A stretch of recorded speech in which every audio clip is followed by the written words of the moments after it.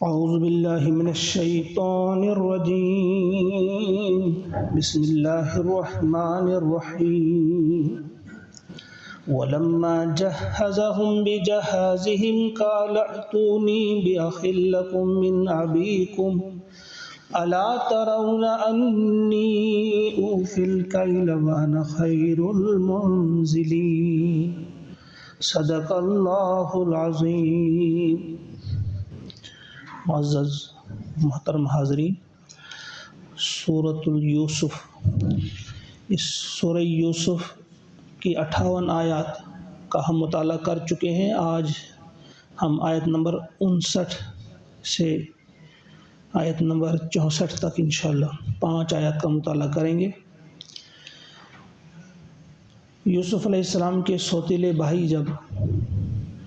قحط سالی کے اس زمانے میں مصر پہنچتے ہیں اور غلہ لینے کے لیے جو آتے ہیں وہاں پہ اور درخواست پیش کرتے ہیں، تو انہیں جب غلہ دیا جاتا ہے تو یوسف علیہ السلام ان کا جب سامان تیار کرواتے ہیں، یہاں تک تو آپ کے ذہن میں رہی بات۔ اب فرما رہے ہیں کہ اب کیا ہو رہا ہے، وَلَمَّا، اور جب جَهَّزَهُمْ بِجَهَازِهِمْ، اس نے ان کا سامان ان کے لیے تیار کروا دیا، یعنی یوسف علیہ السلام نے ان کا سامان کس اعتبار سے ہوا کرتا تھا، ایک فرد کو ایک اونٹ کے بار کے برابر دیا جاتا تھا، چونکہ وہ ان کے 10 سوتیلے بھائی تھے، 10 اونٹ وہ بار 10 اونٹ کا غلہ جو ہے ان کو دیا گیا۔ قَالَ ائْتُونِي بِأَخٍ لَكُم مِّنْ أَبِيكُمْ، تو یوسف علیہ السلام نے ان سے کہا کہ تم اپنے سوتیلے بھائی کو بھی میرے پاس لے آنا، کیونکہ یوسف علیہ السلام ان سے اپنا تعارف نہیں کرواتے ہیں کہ میں کون ہوں۔ پھر کیسے انہوں نے ان سے کہا کہ تمہارا ایک سوتیلا بھائی بھی ہے؟ تو دراصل جب وہ گئے ہوں گے تو وہاں کا جو سسٹم تھا، راشننگ سسٹم، ان کا طریقہ یہ تھا کہ جو باہر کے ملک سے آئے کوئی بھی آئے تو ایک فرد کو ایک اونٹ کے برابر، یعنی ایک اونٹ کے بار کے برابر غلہ دیا جائے۔ انہیں جب 10 اونٹوں کے برابر ملا یا ملنے جا رہا تھا، انہیں کہا نہیں، ہمارا ایک اور بھائی بھی گھر میں ہے، جو سوتیلا بھائی ہمارا ہے، ہمارے والد بھی گھر میں ہیں، وہ چونکہ ضعیف العمر ہیں۔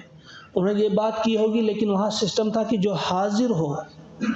اسی کو ملے گا۔ پھر کہا کہ اب کی بار تو تمہیں 10 ہی اونٹوں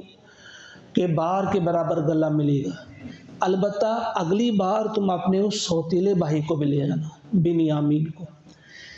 الا ترون، کیا تم دیکھتے نہیں، انی اوفی الکیل، کہ میں پیمانہ بھر کر دیتا ہوں، یعنی میں کتنا غلہ دیتا ہوں، پورا میں غلہ دینے والا ہوں۔ وانا خیر المنزلین، اور میں بہترین مہمان نواز ہوں۔ انہوں نے یوسف علیہ السلام ان کی بہترین خاطرداری کی، بہترین مہمان نوازی کی اور غلہ بھی پورا دیا۔ اس کی طرف اشارہ کیا کہ دیکھو میں نے کتنا تمہیں غلہ دیا، وہ یاد دلائے کہ شاید پھر یہ ضرور لے آئیں گے اپنے اس بھائی کو۔ اب خود بھی تڑپ رہے تھے کہ کب دیکھوں اپنے بھائی کو، 40 سال کا عرصہ ہوا ہے۔ یہاں آپ کو کچھ چیزیں آپ کے ذہن میں آتی ہوں گی کہ بھئی ایسا کیوں ہوا کہ 40 سال گزر گئے، انہوں نے اپنے والد کو کوئی پیغام بھی نہیں بھیجا، کوئی خط نہیں بھیجا۔ اگر آپ عزیز مصر کے گھر میں رہے،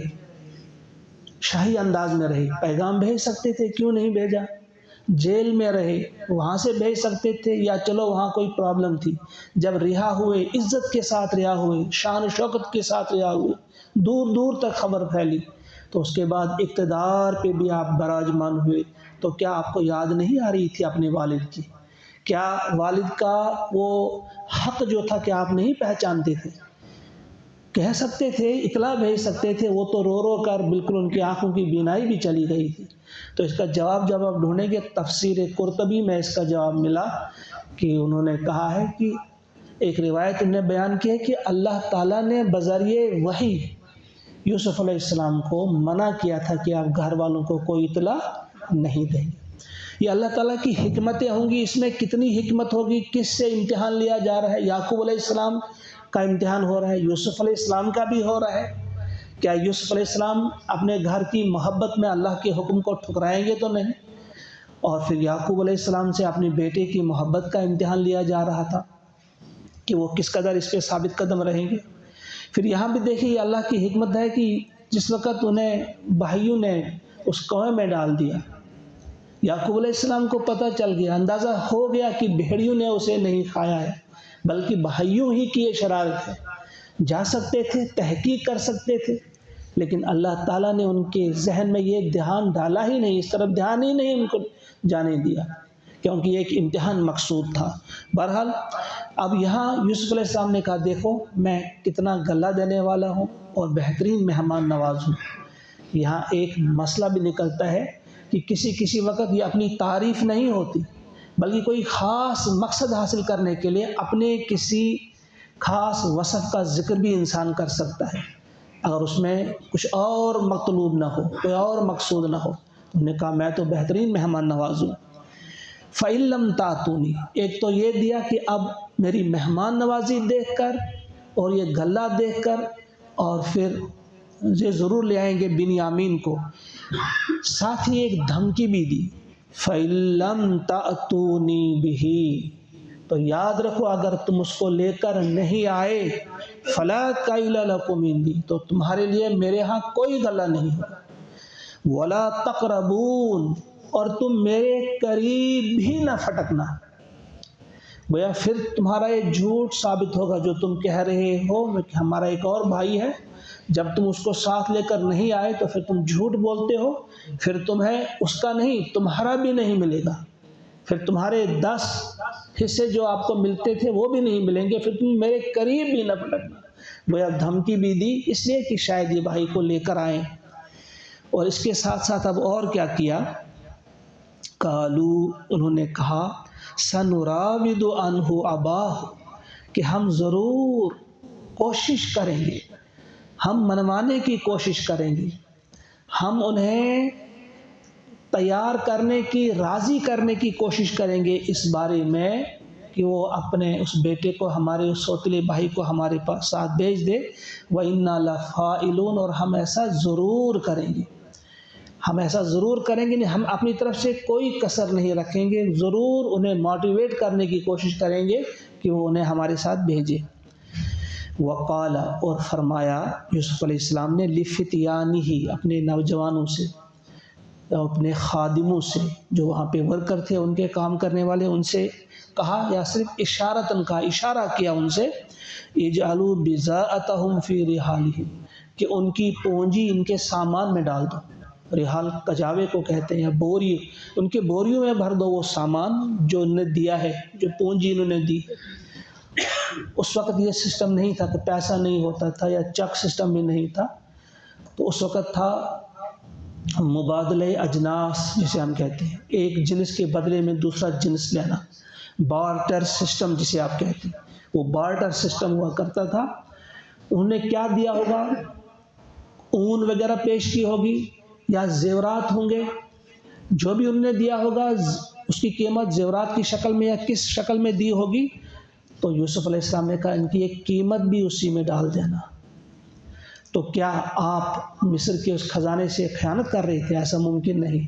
بلکہ اس کی قیمت انہوں نے اپنی جیب سے بھر دی ہوگی اور یہ واپس کی ہوگی کہ شاید ان کے پاس پونجی نہ ہو، پھر یہ دوبارہ نہیں آ سکیں گے، کیونکہ آپ کو اندازہ ہو گیا تھا ان کی غربت کا، پھر یہ نہیں آئیں گے، نہ میرا بھائی آئے گا، نہ مجھے گھر کی کوئی اطلاع ملے گی۔ لہٰذا انہوں نے کیا کیا کہ ان کا وہ سامان، ان کی وہ پونجی ان کے سامان میں بھر دی، اشارہ کیا ان کو، بضاعتہم فی رحالہم لعلہم یعرفونہا، شاید کہ یہ اسے پہچان جائیں، اذا انقلبوا، جب وہ لوٹیں گے، الی اہلہم، اپنے لوگوں کی طرف، لعلہم یرجعون، شاید کہ یہ پھر لوٹ کر آئیں، کہ جب پونجی دیکھیں کہ ہمیں اس گلے کی قیمت بھی واپس ملی ہے، لہذا ہمیں تو جانا چاہیے، وہ بہترین مہمان نواز بھی ہیں۔ فلما رجعوا، پس جب وہ لوٹے، الی ابیہم، اپنے ابا کی طرف، قالوا، کہا، یا ابانا، اے ہمارے ابا جان، منع منا الکیل، روک دیا گیا ہے ہمارا غلہ، یعنی آئندہ اب ہمیں غلہ ملنے والا نہیں، بالکل بھی نہیں ملنے والا۔ فَأَرْسِلْ مَعَنَا، پس آپ بھیج دیں ہمارے ساتھ، اخانا ہمارے بھائی کو، یعنی بنیامین کو آپ ہمارے ساتھ بھیج دیں، ورنہ ہمیں غلہ ملنے والا نہیں۔ نقتل، تاکہ ہم غلہ لے آئیں، وَإِنَّا لَهُ لَحَافِظُونَ، اور ہم اس کی حفاظت کرنے والے ہیں، یعنی ہم کی پوری پوری حفاظت کریں گے۔ قال هل آمنكم علیہ، یعقوب علیہ السلام نے کہا کیا میں تم پہ بھروسہ کروں، اعتبار کروں، اسی طرح سے الا کما امنتکم علی اخیہ من قبل، جس طرح سے بھروسہ کر چکا ہوں تم پر پہلے اس کے بھائی کے معاملے میں، یعنی یوسف علیہ السلام کے معاملے میں جیسا میں نے تم پہ بھروسہ کیا کہ ویسا ہی بھروسہ کروں تم پہ۔ خیر فاللہ خیر حافظ، اللہ تعالیٰ ہی بہترین محافظ ہے، یعنی میں تو ایسا کرنے والا ہوں، بھیجنے والا ہوں، لیکن تمہاری حفاظت کے اس بھروسے پہ نہیں، بلکہ فاللہ خیر حافظ، کہ اللہ ہی بہترین محافظ ہے۔ وَهُوَ أَرْحَمُ الرَّاحِمِينَ، اور وہ سب رحم کرنے والوں سے بڑھ کر رحم کرنے والا ہے۔ اللہ تعالیٰ سے دعا ہے کہ ان آیات پر غور و فکر کرنے کی ہمیں توفیق عطا فرمائے، اور اس کے مطابق اس سے بہترین سبق حاصل کر کے ہمیں ان آیات پہ ان کے مطابق اپنی زندگیوں کو سجانے اور سنوارنے کی بھی توفیق عطا فرمائے۔ وصلی اللہ وسلم علی سیدنا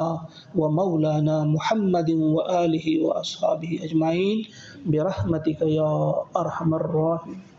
السلام علیکم ورحمۃ اللہ۔